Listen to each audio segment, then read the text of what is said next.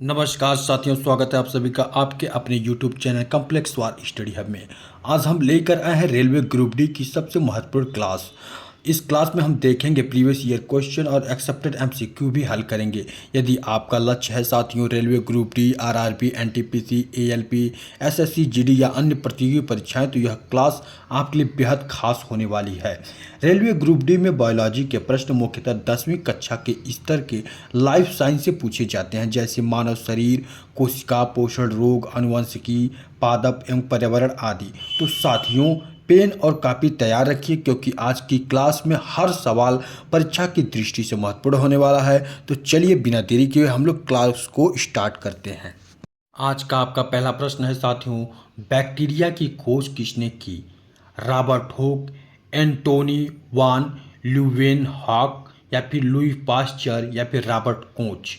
तो इसका सही ऑप्शन होगा option number B, Antonie van Leeuwenhoek. Next, virus की खोज किसने की थी? Dmitri Ivanovsky, Robert Koch, Louis Pasteur, Edward Jenner. तो इसका सही ऑप्शन का दिमित्री इवानोव्स्की। नेक्स्ट, पेनिसिलिन की खोज किसने की थी?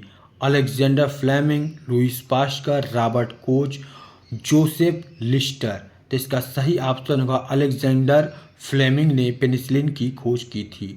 टीकाकरण के जनक किसे कहा जाता है? लुईस पास्कर को, या फिर एडवर्ड जेनर को, रॉबर्ट कोच को, फ्लेमिंग को?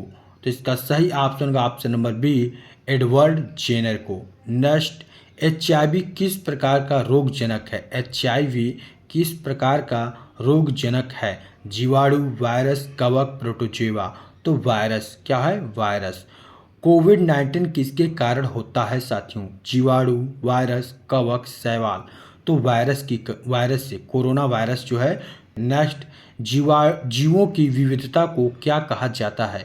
जीवों की विविधता को क्या कहा जाता है? पारिस्थितिकी, जैव विविधता, खाद्य जाल, पारितंत्र? तो जैव विविधता कहा जाता है। क्या कहा जाता है साथियों? जैव विविधता कहा जाता है। एक जीव से दूसरे जीव में भोजन एवं ऊर्जा के प्रवाह को क्या कहते हैं?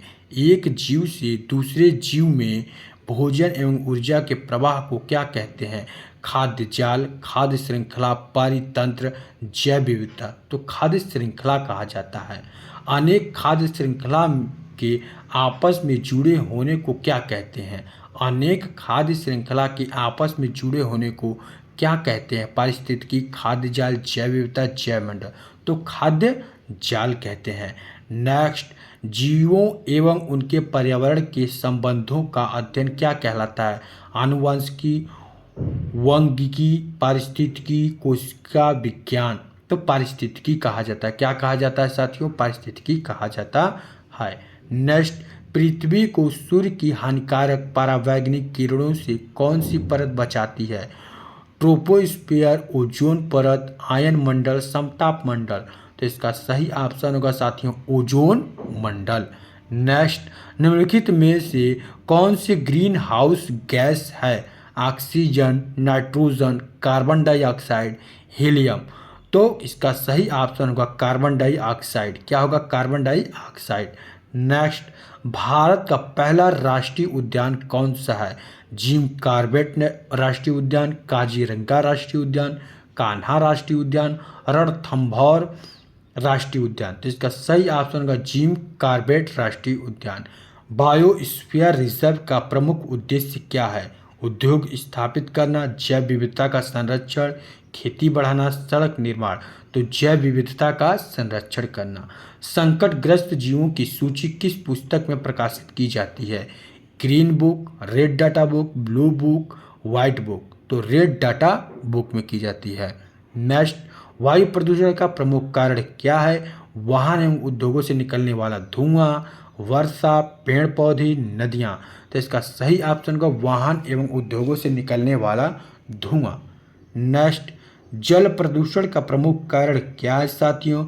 औद्योगिक अपशिष्ट, स्वच्छ वर्षा जल, भूजल, नलकूप? तो औद्योगिक अपशिष्ट। नेक्स्ट, अत्यधिक शोर होने वाला प्रदूषण क्या कहलाता है? जल प्रदूषण, वायु प्रदूषण, ध्वनि प्रदूषण, मृदा प्रदूषण?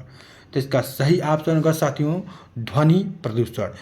जो पदार्थ प्राकृतिक रूप से विघटित हो जाता है उन्हें क्या कहते हैं? उन्हें क्या कहते हैं साथियों? इसका आपको जवाब देना है। जो पदार्थ प्राकृतिक रूप से विघटित हो जाते हैं उन्हें क्या कहते हैं? और जैव अपघटय, रेडियोधर्मी या विषैले पदार्थ, तो इसे कहते हैं जैव अपघटय। नेक्स्ट, प्लास्टिक किस प्रकार का पदार्थ है साथियों? जैव अपघटय और जैव अपघटय कार्बनिक उर्वरक, प्राकृतिक खाद्य, तो इसका सही ऑप्शन होगा और जैव अपघटय।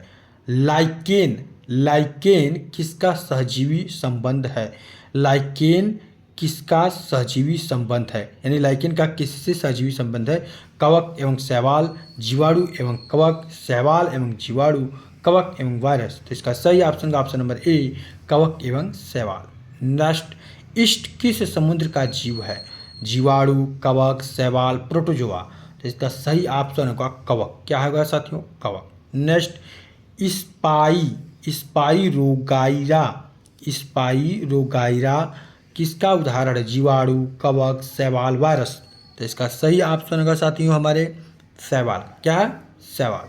नेक्स्ट, 5 जगत वर्गीकरण किसने दिया? कैरोलस लिनियस ने, RH व्हिटेकर ने, अरस्तु या फिर डार्विन ने, तो इसका सही ऑप्शन होगा RH व्हिटेकर ने। नेक्स्ट, जीवों के वैज्ञानिक नामकरण की द्विनाम पद्धति यानी कि बाइनोमिकल नोमेनक्लेचर किसने दी? चार्ल्स डार्विन ने, ग्रेगर मेंडल ने, कैरोलस लिनियस ने या फिर लुईस पास्चर ने, तो कैरोलस लिनियस ने दी।